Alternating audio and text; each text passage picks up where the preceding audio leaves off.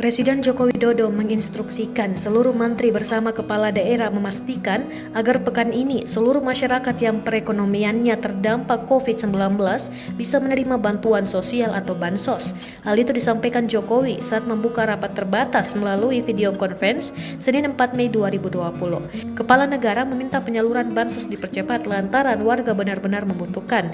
Sebabnya, mayoritas warga di kota saat ini kehilangan mata pencarian akibat berbagai pembatasan sosial yang diterapkan selama pandemi COVID-19. Jokowi menambahkan, pemerintah pusat telah menyediakan berbagai opsi bansos yang digelontorkan untuk warga.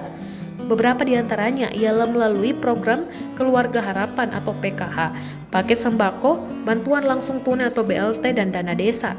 Ia pun meminta penyaluran seluruh instrumen bansos tersebut dipercepat agar meringankan beban masyarakat. Ia pun meminta data penerima bansos dibuat transparan agar tak menimbulkan kecurigaan dalam proses penyaluran bansos ke masyarakat.